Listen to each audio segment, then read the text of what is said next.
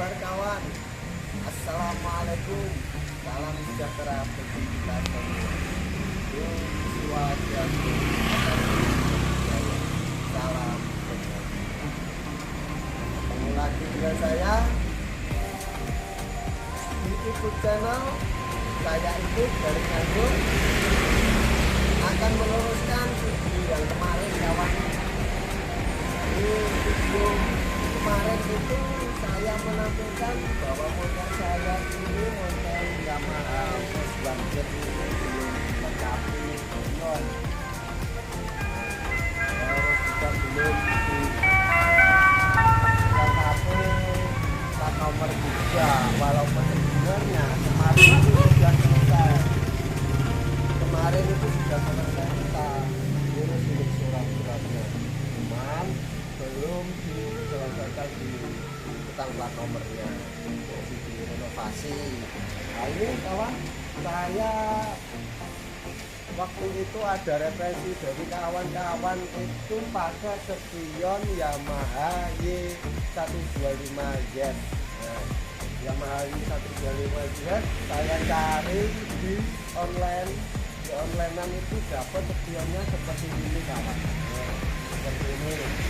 Ya lumayan keren sih, spionnya lebih unik daripada yang motor-motor lainnya. Dia ada bentuk seperti ini. Nah, ini sudah cukup ya, karena kita harus taat dan tertib dalam berlalu lintas ya kawan. Kita harus komplit motor itu ya, kayak spion ya harus kita kasih. Terus setelah itu plat nomor. Nah kita bahas ke plat nomor ya kawan. Nah, plat nomor itu walaupun kita modifikasi, itu seharusnya kita ya harus tidak melanggar aturan berlalu lintas kawan. Nah ini pakai yang asli, masih ada logonya, mari ini juga ada. Nah, ini kawan. Jadi tetap ada ini masih standar, cuman sekarang kita mulai kita modifikasi ini insya Allah tidak apa-apa ya kawan. Terus kemarin saya juga mau menceritakan proses-prosesnya, karena saya ini dapatnya motor itu sudah mati lama mulai dari 2014. Nah, tapi ini mendung hujan kawan, ya kita naik ya kawan, kita ke sana berteduh, nggak ada apa, nggak kena air, nanti kameranya rusak kan ya eman, kita nggak bisa ketemu lagi kawan. Ya ayo monggo kita naik di atas biar tidak kehujanan kawan.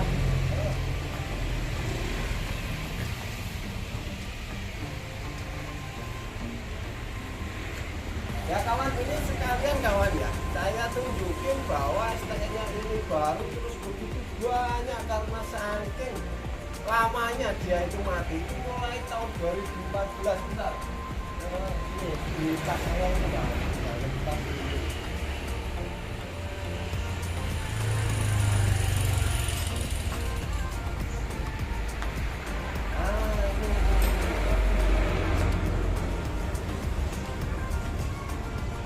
Nah ini sudah saya masukkan di sini.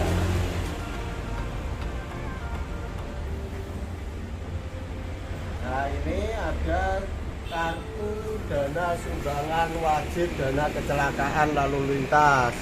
Nah ini kawan, nah ini, nah sudah. Terus saya tunjukin juga ini STN nya kawan. Nah ini STN 5 tahunnya baru 16 bulan 9 tahun 2026. Ini masa berlakunya sampai tahun ini. Di sini juga tertera AG 6864PA atas nama saya ini Saifuddin. Ya, alhamdulillah sudah selesai. Ini Yamaha V110ZE. Nah, nih kawan, ini tahunnya kawan, tahun 1995. Nah ini kawan, nih, nah sudah. Terus ini STN nya kawan. Nah ini kawan, ini tuh mati mulai tahun 2014. Wow, ini lembarannya begitu banyak kawan. Wah. Ini karena matinya tahun 2014 kawan. Nah ini saya itu pertama, nah ini 2014 ya, ini jadi saya itu harus membayar pertama kali itu ngantri harus bayar yang 2015 ya, seperti ini kawan. Nah ini terus ya alhamdulillah ini bayarnya sekian 1,7 ini kawan. Nah, bayarnya 1,7. Nah, karena ingat ya kawan, sekarang itu untuk wilayah Jawa Timur ada pemberlakuan pemutihan. Nah, pemutihan sampai tanggal Desember bulan 9. Nah, ini informasi buat teman-teman kawan. Kalau mau menghidupkan motornya atau motornya mati, segera dihidupkan. Itu ada ini bebas sanksi. Nah, ini kawan, bebas sanksi Rp 32.000. Nah, kan lumayan kawan. Nah, ini ada bebas sanksi, ini kebijakan gubernur dan para jajarannya. Nah, seperti ini mulai 2015 ini. Nah, setelah saya membayar di tahun 2015 ini, jadi 2014 sampai 2015 saya menunggu lagi antrian untuk dipanggil untuk membayar yang mulai tahun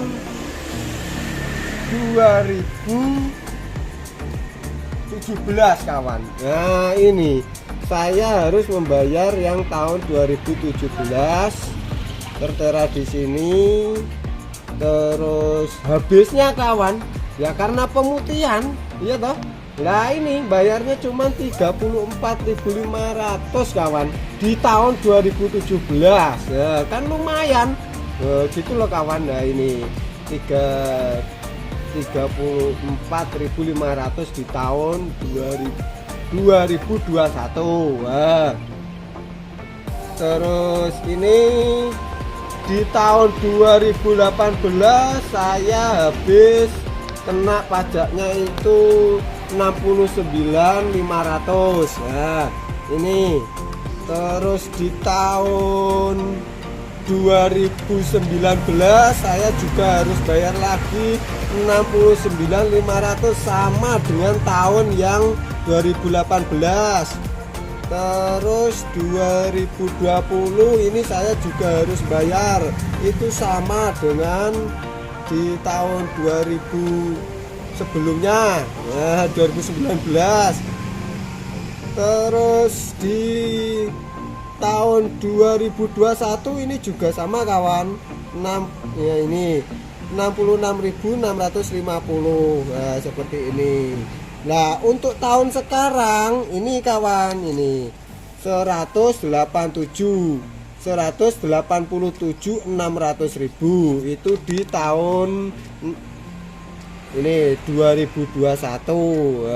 Alhamdulillah masa berlakunya sampai 2022. Nah, ini kawan.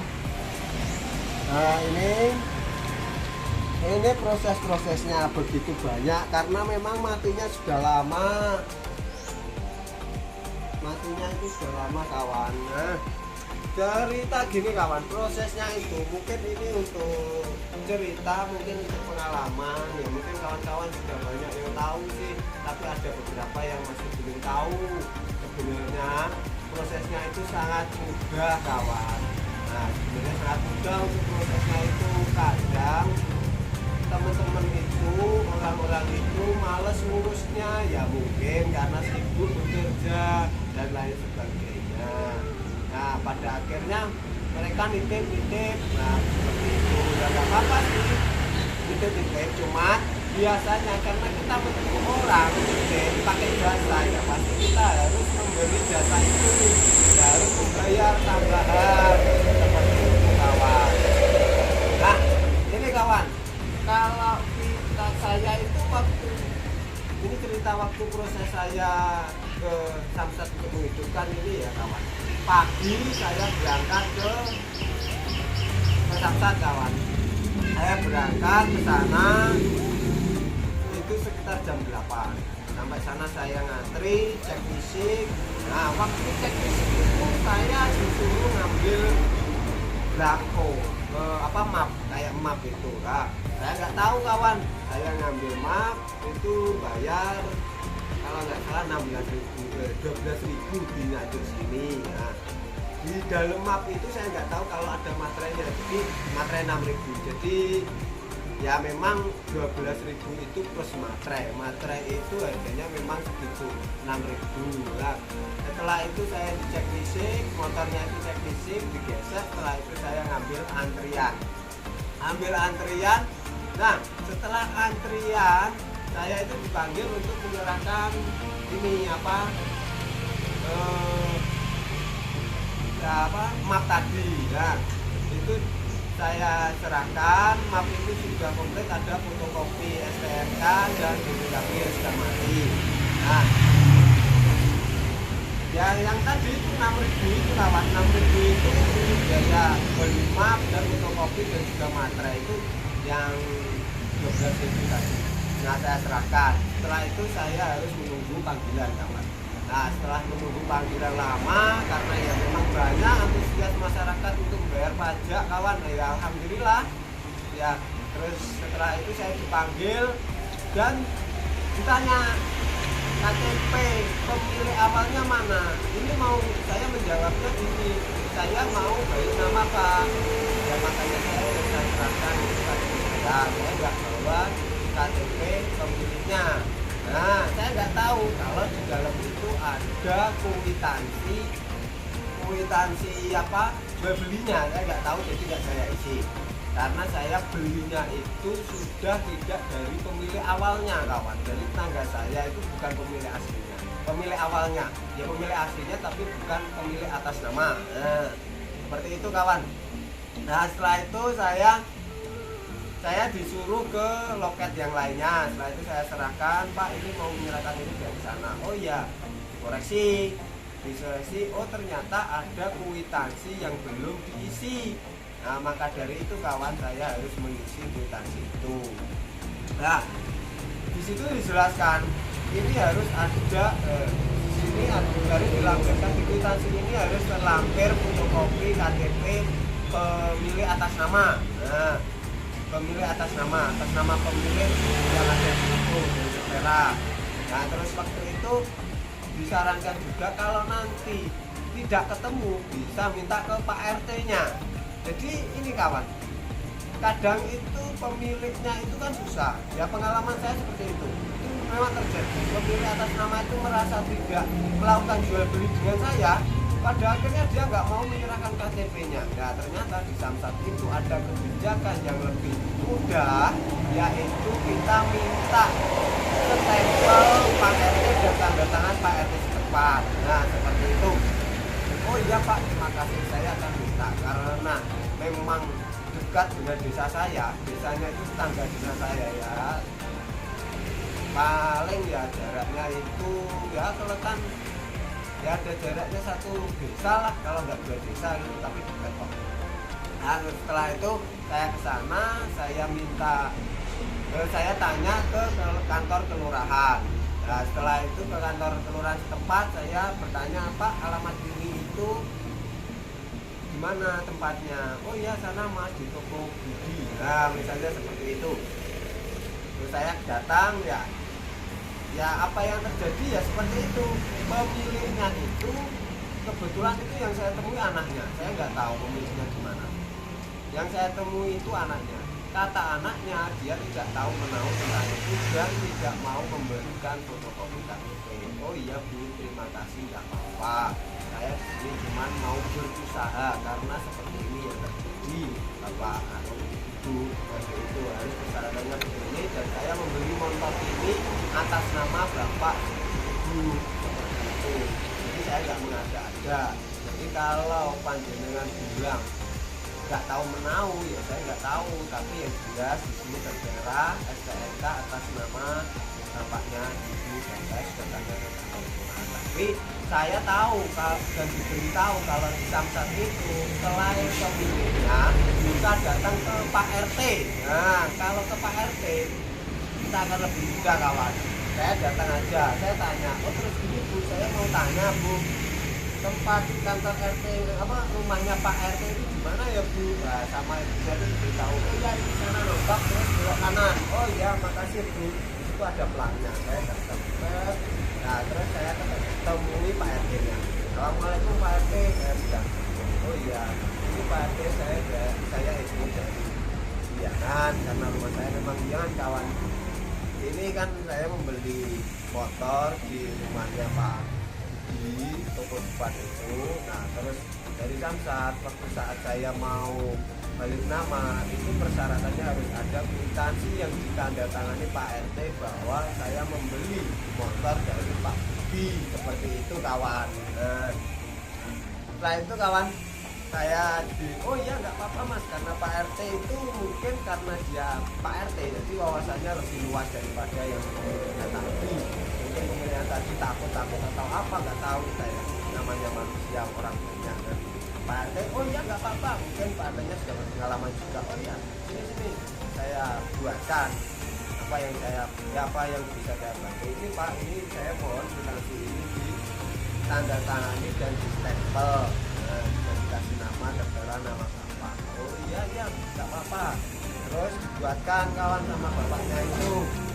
Nah setelah dibuatkan dan di stempel, nah di situ tertulis juga harganya itu bis waktu itu saya beli itu 2 juta kawan. Nah 2 juta itu kondisi mati dan kondisi kurang baik. 2 juta itu sudah ya 2 juta itu kawan. Nah terus setelah saya dapat dari Pak RT, saya bilang terima kasih Pak RT, saya mau melanjutkan untuk mengurus surat ini supaya bisa selesai di hari ini. Oh ya nggak apa-apa, terima kasih Pak. Nah setelah itu saya berangkat ke Samsat lagi. Nah, setelah itu langsung saya serahkan ke loket yang ada itu, yang tadi itu yang suruh menyerahkan itu kan. Nah itu langsung oh ya Mas baik bagus ini nggak apa-apa. Nah setelah saya tunggu dan lain sebagainya proses dan itu selesai dalam waktu 1 hari kawan, nggak sampai setengah hari lah ya, setengah hari sudah selesai.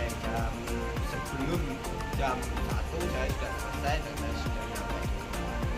Nah seperti itu, jadi prosesnya itu sebenarnya memang mudah kawan, jadi nggak perlu dipersulit-sulit dan gitu. Cuman mungkin ini kawan kita kan belum tahu gimana dan bagaimana prosesnya ya, seperti itu yang saya sampaikan. Ya alhamdulillah semua motor saya ini sudah sudah selesai. Mungkin ada beberapa yang kurang lagi ya, saya itu masih mau rencana itu kepengennya itu pakai kerenjang kawan, jadi kerenjang bis itu loh. Nah seperti itu, tapi belum dapat kan.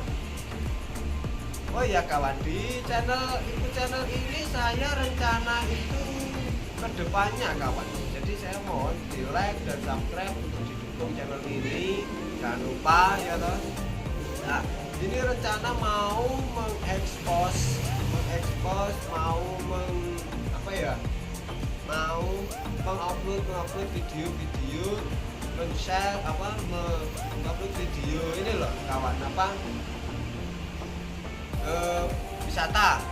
wisata yang ada di Kabupaten Nganjuk kawan. Nah selain wisata juga warung-warung kopi kawan. Nah harapan kami Ibu channel dan teman-teman Ibu channel harapannya itu ini kawan, ya supaya wisata Nganjuk mulai rame lagi setelah pandemi ini. Ya masih pandemi sih, cuma ya alhamdulillah sudah menurun, sudah mulai reda. Nah ekonomi bisa bangkit lagi. Terus warung-warung itu kasihan, mereka sudah kemarin itu ditutup lama, sekarang ya biar mulai bangkit lagi ekonominya kawan. Kita bersama-sama ya semampu kita kawan. Maka dari itu saya ikut minta tolong di-share kawan, di-share ke grup-grup yang ada, video video-video berikutnya nanti, supaya bisa menginformasikan, mengenalkan produk-produk Nganjuk, wisata Nganjuk, dan juga ini apa, warung-warung kopi yang ada di kabupaten ini. Nanti teman-teman bisa tahu oh, di mana warung-warung yang enak kondisinya. Seperti itu kawan, saya ucapkan banyak terima kasih kepada teman-teman. Mohon maaf apabila ada kata-kata yang kurang pas. Saya ucapkan mohon maaf yang sebesar-besarnya. Ya, banyak yang kata-kata yang salah kawan, mohon maaf. Ya, sekian saya tutup. Jangan lupa like, subscribe, dan share Seafood Channel. Apa kabar? Sampai jumpa.